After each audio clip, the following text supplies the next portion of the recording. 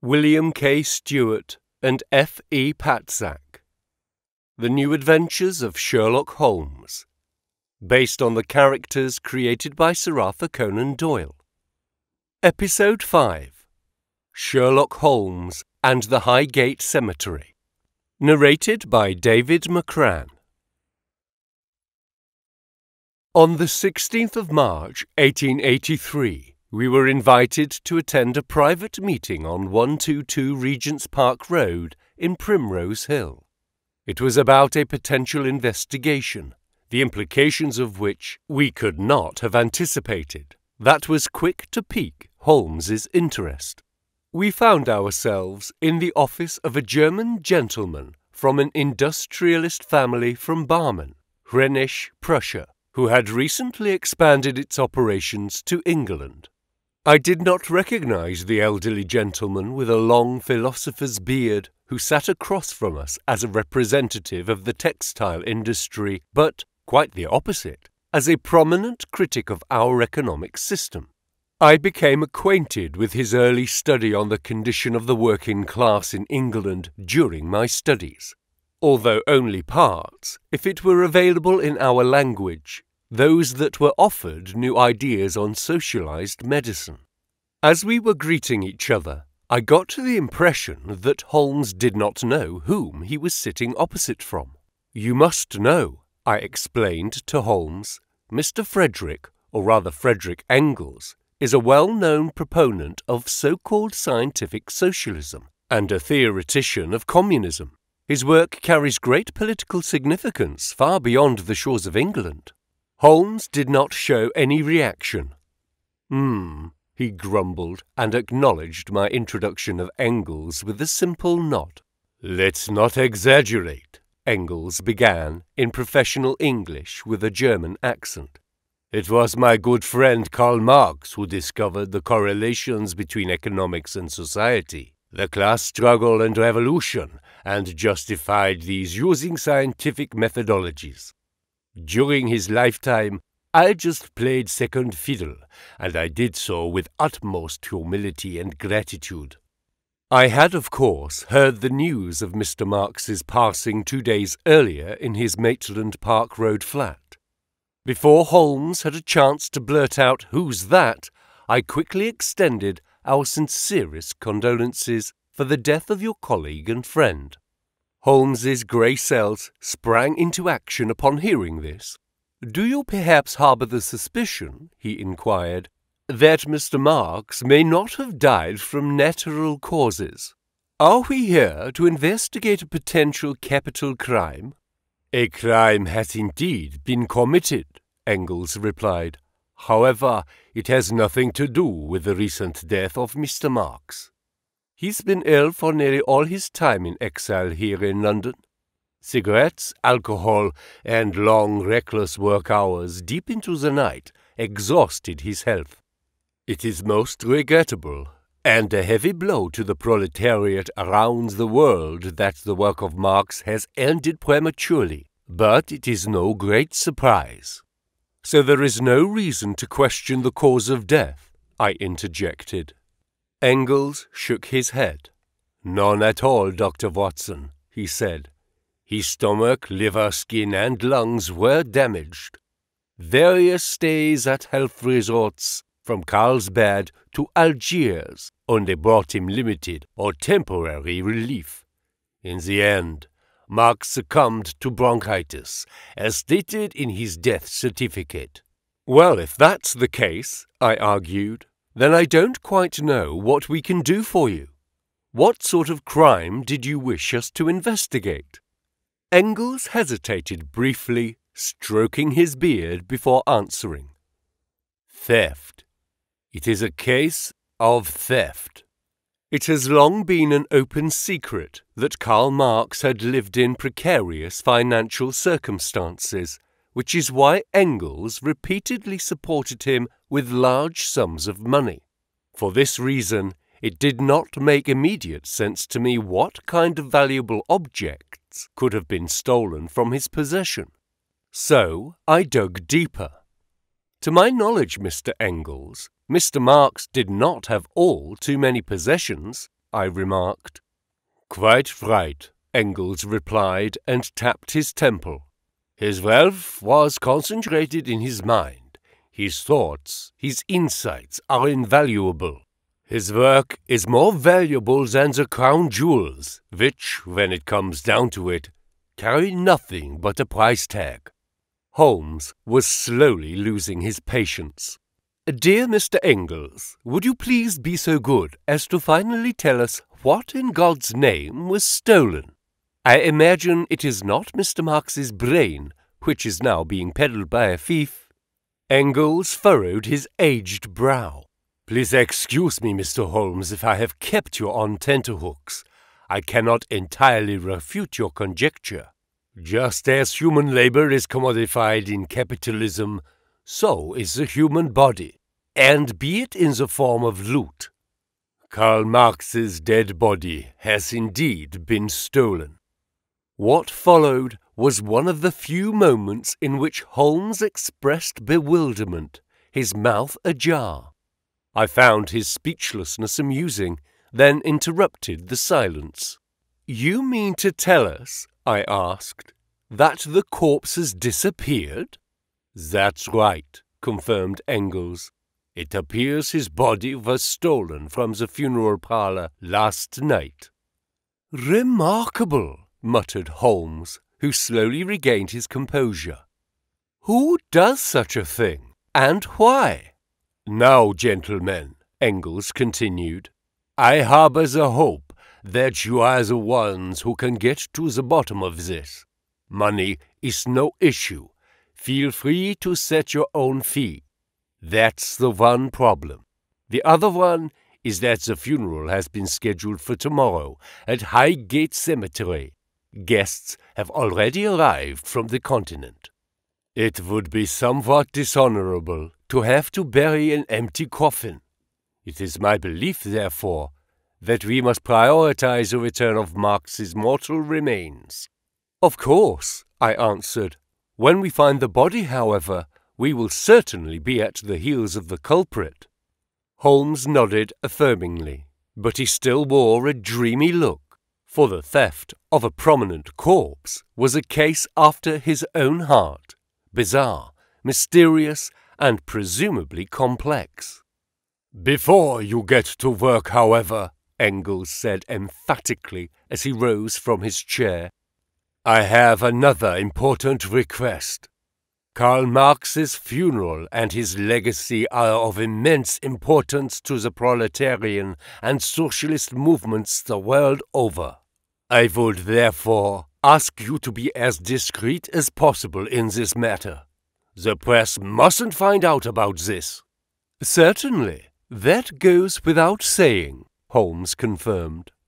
Engels raised his right forefinger warningly. But there is more. Even Marx's daughters Laura and Eleanor don't know about the theft of his body, and it shall remain so. The sisters have just lost their father after having lost their mother and eldest sister. The same goes for Marx's housekeeper, Miss Helena de Muth. I understand, Holmes replied. Since the body was not taken from the home, we don't need any witness testimonies. And we can rule out the three ladies anyhow. Ignoring his last comment, which was undoubtedly correct from an analytical standpoint, yet a trifle inappropriate, I focused on the first step of our investigation. We will first carefully inspect the funeral parlor. Would you agree? Engels nodded, picked up a calling card from his desk and handed it to me. Seelenfried Funerals was written on it, along with an address close to Highgate Cemetery. On the coach ride to Camden, where the monumental cemetery sits on Highgate Hill, Holmes sat silently, head bowed, sorting his thoughts. When he finally looked up, I asked him impatiently, "Well, Holmes, what do you think?"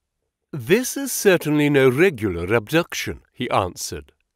"Those usually aim to extort a ransom, which is why their victims must be kept very much alive. I don't believe that this is a case of extortion. If it were, Mr. Engels would have received a ransom letter.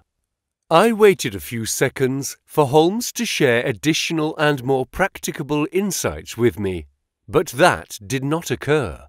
I spontaneously clapped my hands and called out, "That's all, Holmes! If you're trying to make a fool of me—" "By no means, my good Watson," Holmes promptly interrupted. "We merely wish to exclude the impossible, as obvious as it may seem." I was still not reassured. "Yes, if that is so," I began, "then we can very well rule out other scenarios too. Mr. Marx will also not rise on the third day as the proletarian messiah and ascend to heaven, which he does not believe in. It's just as unlikely that he will parade through the streets of London as a resurrected Jamaican voodoo zombie." Holmes would not be provoked. "We shall hope so, for his sake and the sake of his surviving daughters," he answered dryly. "And yet, someone found it appropriate to abduct his body. We can, however, be sure of the fact that we are searching for more than one perpetrator. One alone could only have done this with considerable difficulties, especially at night. A crime like this needs to be well organized and carried out swiftly and stealthily." A point for Holmes. And so, an initial assessment of the circumstances surrounding the theft had been established. It was also evident that the perpetrators had planned the operation with great care, which indicated that these were professional criminals, and it was not some indiscriminate, impulsive act, the likes of a macabre prank. Our coach finally arrived at Seelenfried's funeral parlour, which was located at the south end of Swain's Lane, a road that ascends a steep hill, splitting the cemetery in two parts, an older west and a younger east side, connected only via a tunnel. The parlour was rather small. Despite of the many funerals held at the neighbouring cemetery, business seemed to be struggling. The owner greeted us personally.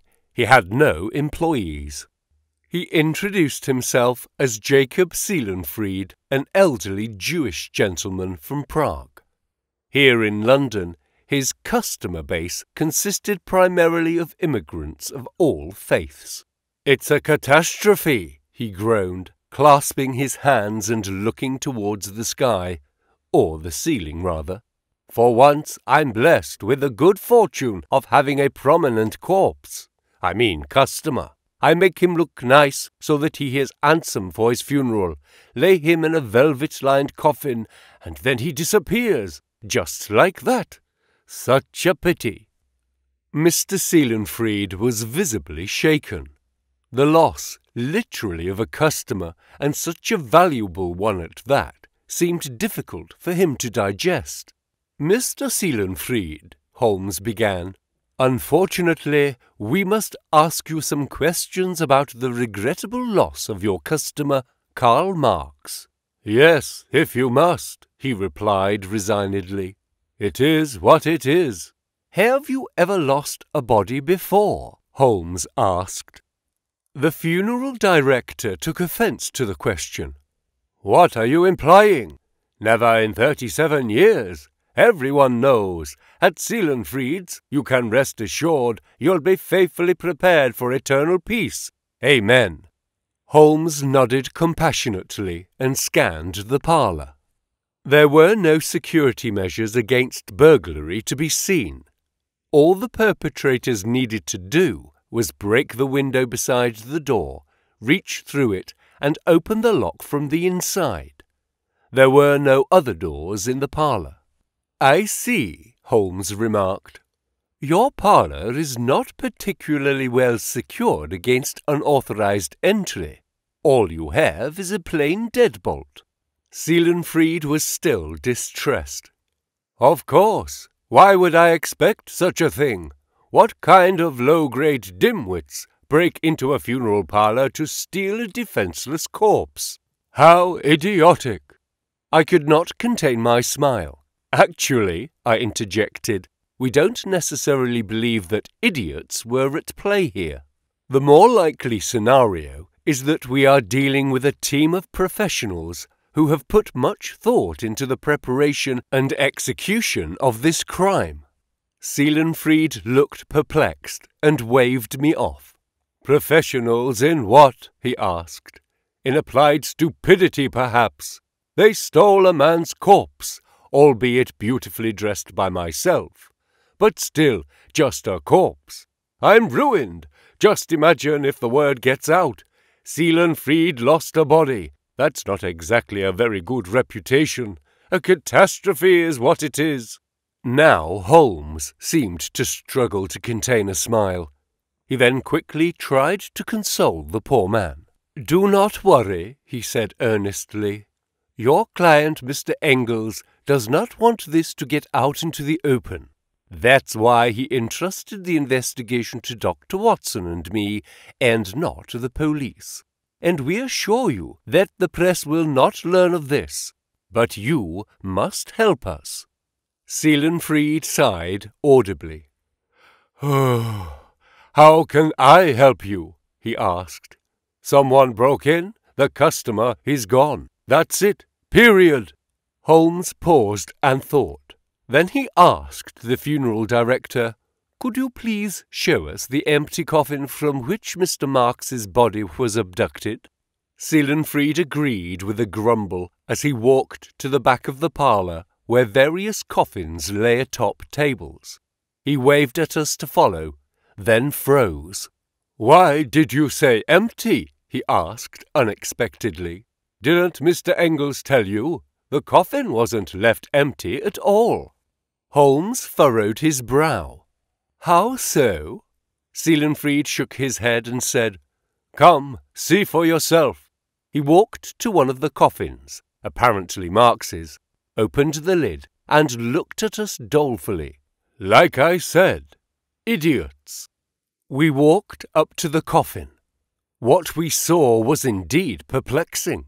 The coffin was filled to the top with books. Holmes picked up one of the books and read the cover out loud.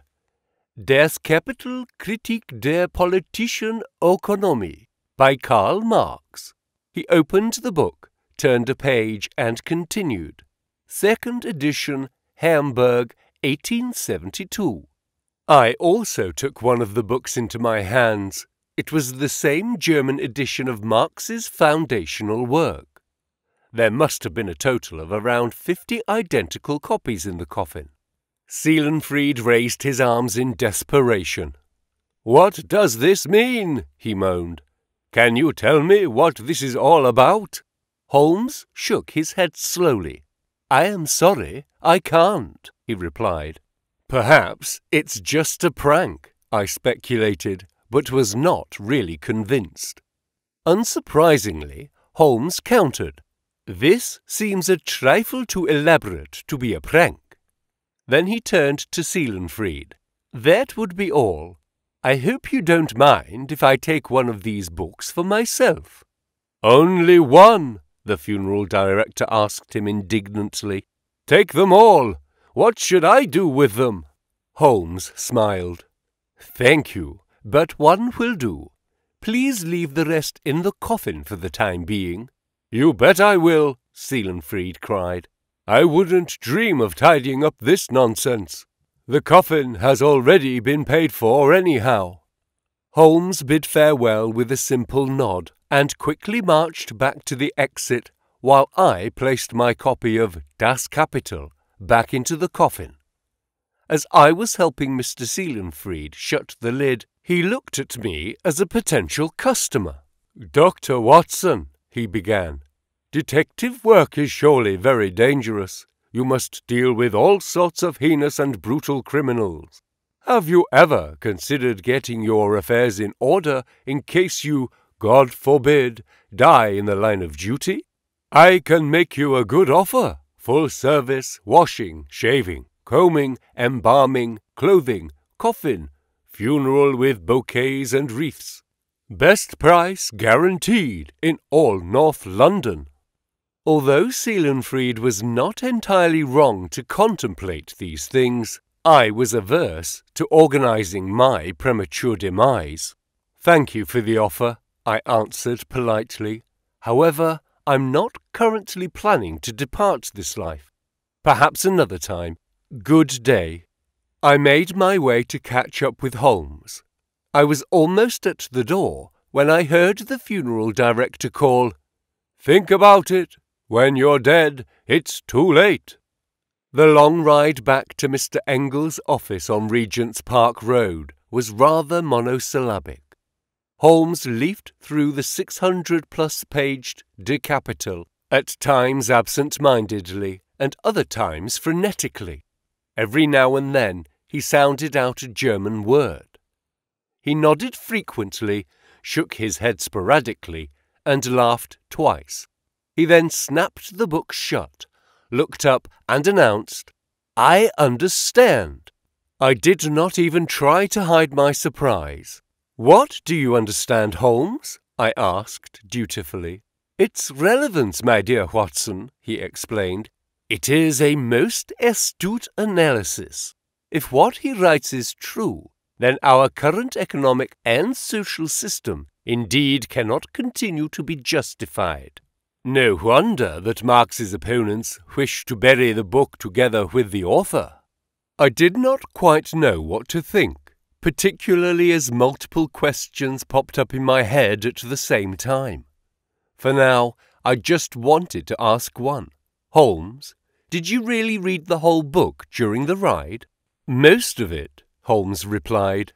"You are obviously not familiar with the diagonal reading method. I got an overview on Mr. Marx's economic concepts, and there is one thing that seems certain.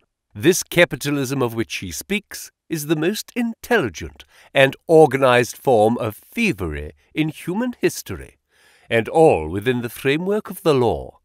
Quite remarkable." I had to laugh.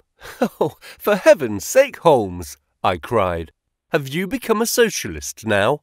Holmes shook his head soberly. "There is nothing in this book about socialism," Holmes explained, and put it down. "And besides, if this overly complex and long-winded tome, which is difficult for the average reader to understand, is meant to be the principal propaganda tool for Marx and Engels, then I am rather pessimistic about this so-called proletarian revolution. No worker will ever understand it." "I can comfort you in this regard," I reassured.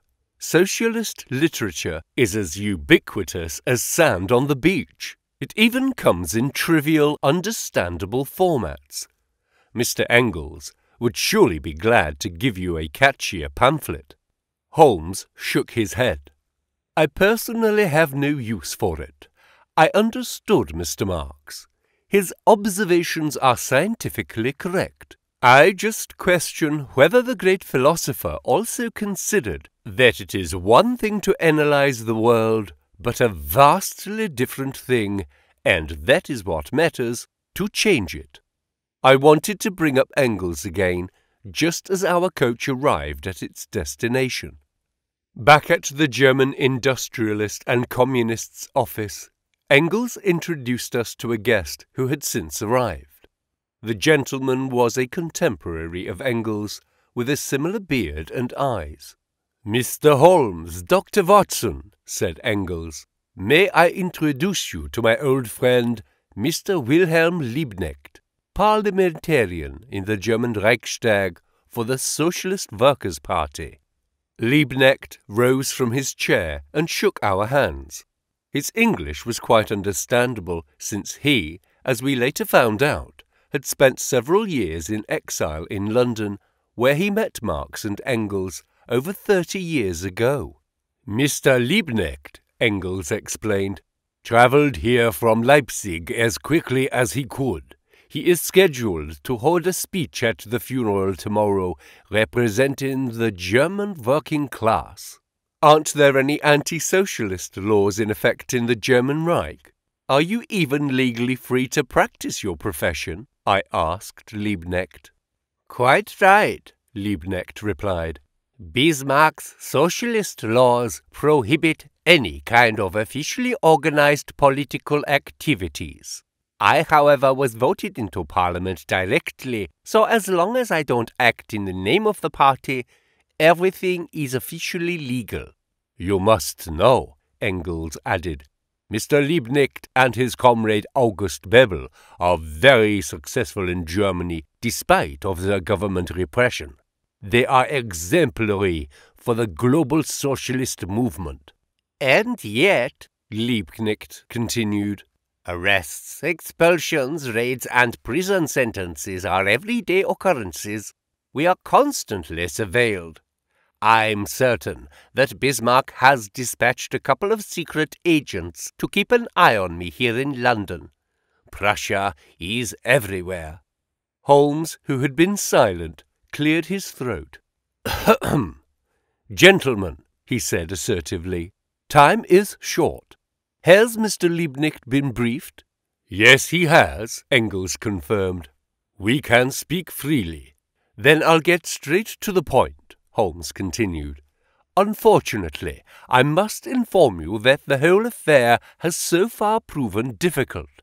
Whichever way you look at it, it makes little sense. Well, one thing seems clear, Engels countered. The fact that Marx's body is missing indicates that his scheduled funeral is the target of an act of sabotage. Apparently, Marx's enemies fear him even after death. Certainly, Holmes confirmed. That is a logical conclusion. And if that is the case, all sorts of suspects spring to mind, Liebknecht interjected. There are many who would be interested in forestalling or obstructing this momentous event. Anarchist troublemakers, for instance. More likely, however, is the involvement of various state actors. It wouldn't surprise me if secret police from the continent were behind this, be it the Russian Okrana or the German Geheimpolizei. Holmes did not answer. Instead, he began pacing in circles, sorting his thoughts. Very well, he announced.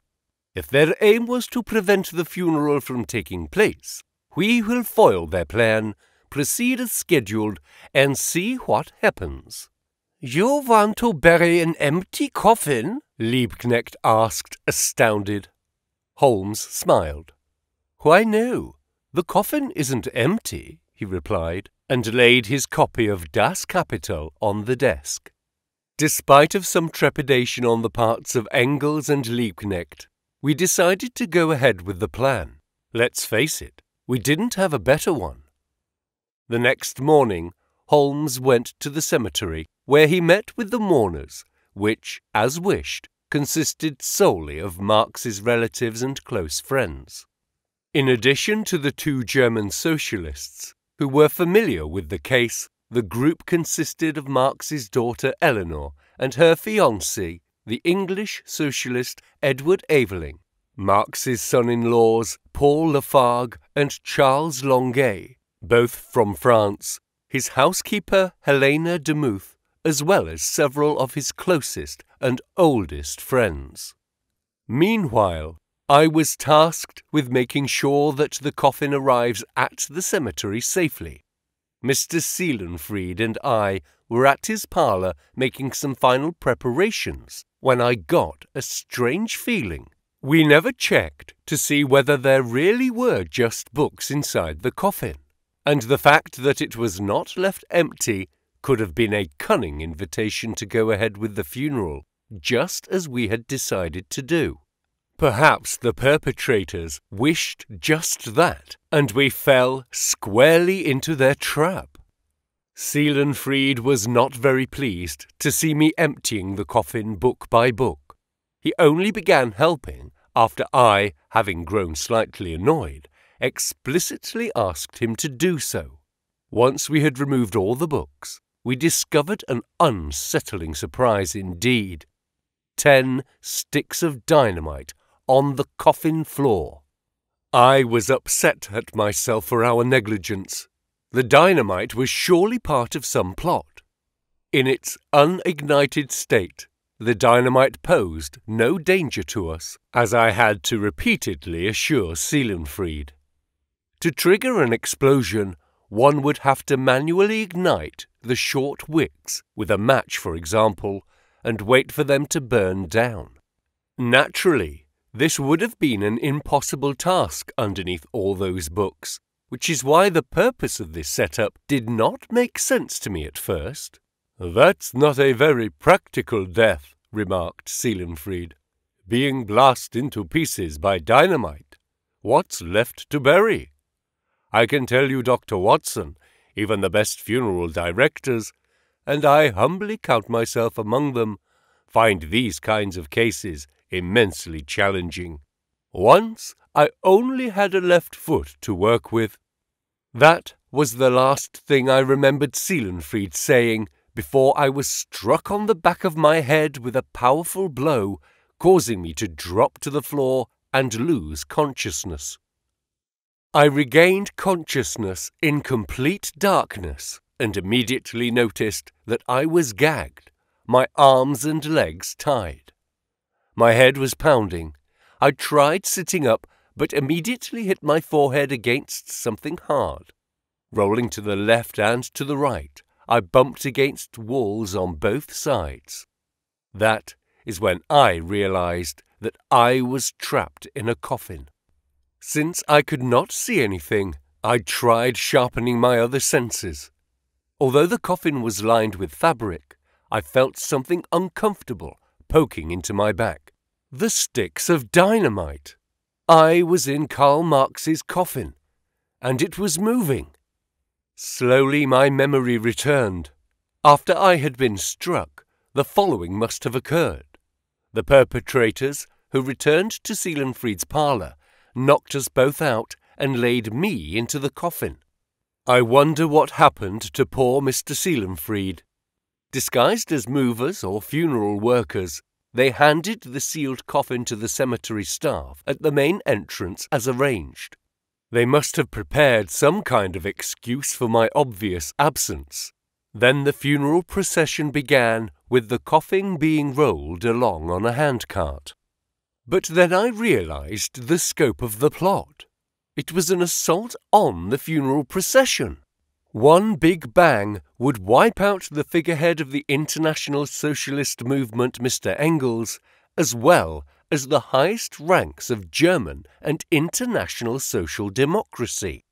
But how to detonate the dynamite beneath me? The only way would be by an initial smaller explosion that could ignite the sticks of dynamite. This would result in an inferno that hardly any of the mourners, including Holmes, as was occurring to me, could survive. I was merely collateral damage. But where would this explosion take place? My mind was racing. It had to be a spot where the funeral procession would gather and the perpetrators could detonate an explosive unnoticed. There was only one such spot that came to mind. To reach the gravesite at the east side of the cemetery from the main gate, the procession must traverse a tunnel beneath Swain's Lane. I figured there would be an explosion at the end of the tunnel.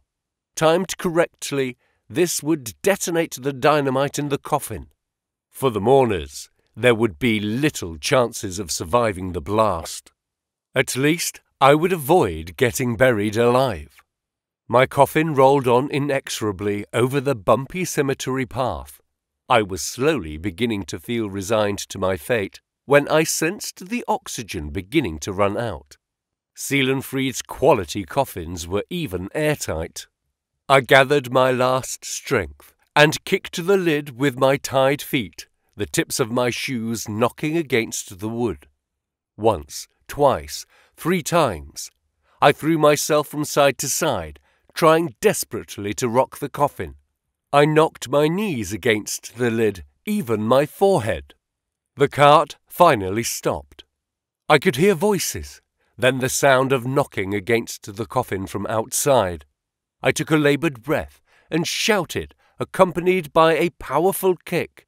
The voices grew louder and more agitated. I then heard the sound of screws being loosened on the coffin. Finally, another half a minute, which felt like an eternity to me, the lid was finally opened.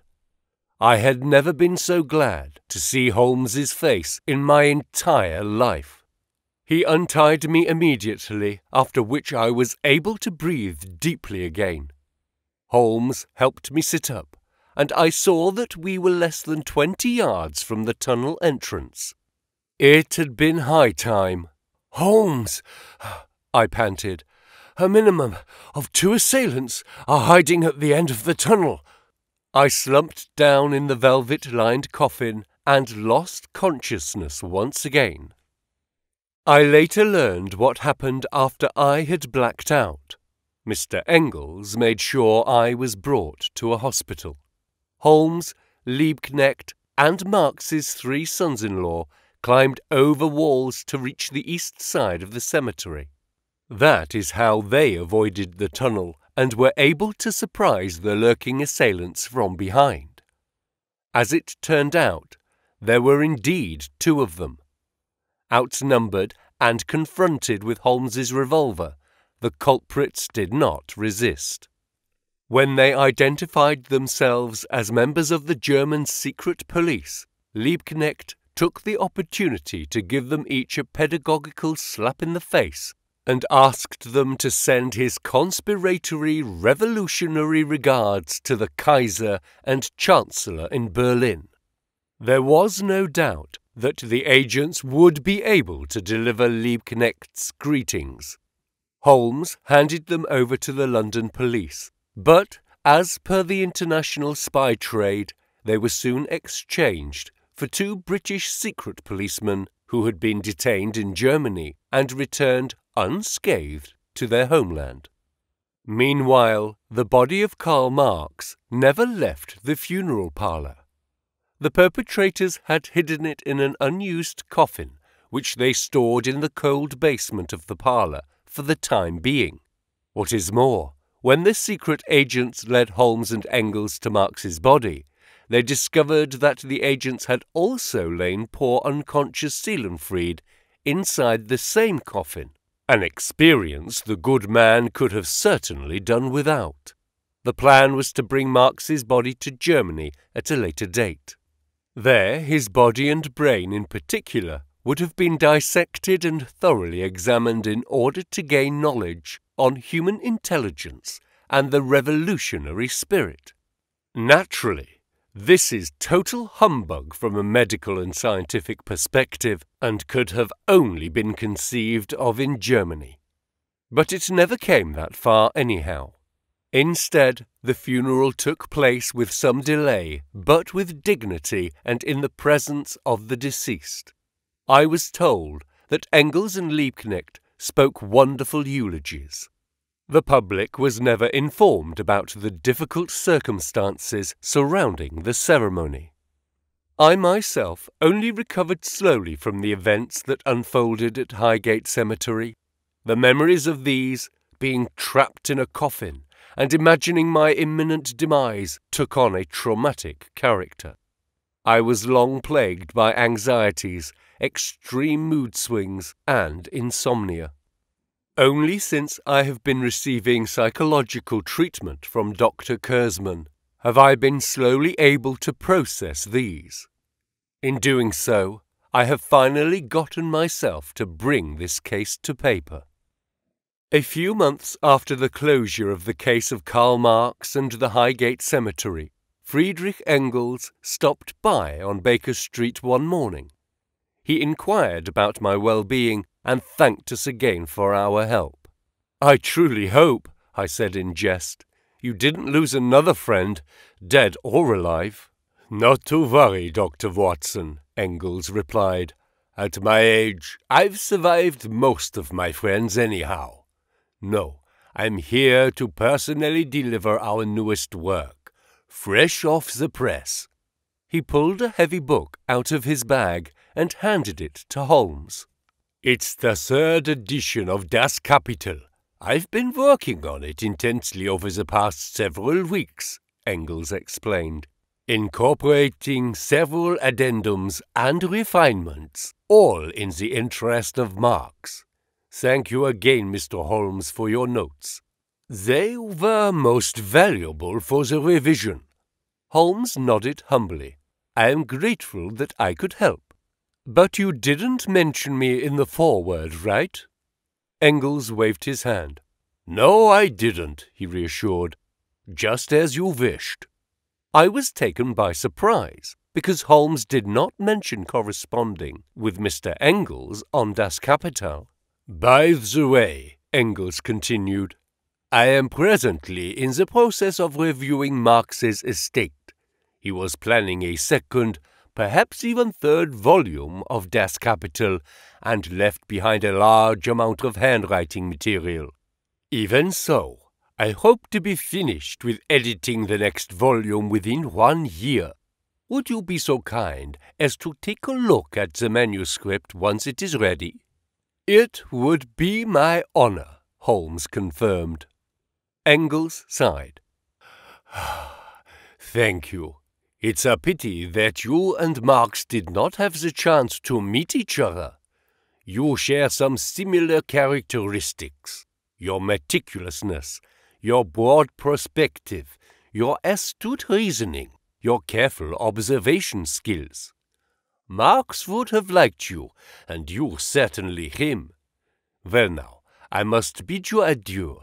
Madame de Muth does not appreciate me coming late for lunch. I stood up from my chair and reached out my hand to Engels. Goodbye. Holmes accompanied our guest to the door, whilst I picked up the new edition of Das Kapital. A handwritten dedication on the 3rd page read, For the brilliant detective Sherlock Holmes and his exceedingly brave companion John Watson. With admiration and friendship, Friedrich Engels. As Holmes returned to the table, I put the book away and gave him a questioning look. And? Do you regret not having known Mr. Marx? Holmes's expression turned serious. Not at all, he claimed. According to what I've been told, Mr. Marx seemed very intelligent, and yet a notorious know-it-all, who loved to correct and outdo his friends. Occasionally arrogant, somewhat unworldly, and unapproachable. I had to hold back from laughing at Holmes's excellent self-description and just answered, Indeed, Holmes, you would have certainly not gotten along with such a man. And now my second question. When were you planning on telling me that you've become a theoretician of scientific socialism? Holmes shook his head, took a seat, and began packing his pipe. By no means, he explained. I just made a few comments. I can assure you, my good Watson, that I remain a decided proponent of capitalism. I thought you regarded capitalism as organized thievery. I reminded Holmes of his own words. Quite right, Holmes confirmed. I remain so for that very reason. Imagine a socialist utopia as envisioned by the gentlemen Marx and Engels. No social distinctions, no significant private ownership, no poverty, no wealth, prosperity for all, no envy, no existential fears, no exploitation, no suppression, no banks, no landowners, no aristocracy, ultimately, not even money in the true sense. All this would result in a massive reduction in crime. My dear Watson, I assure you, in such a world, we detectives would be out of work. May we be spared the proletarian revolution in our lifetime. He then broke out in his distinctive impish smile and contentedly lit his pipe.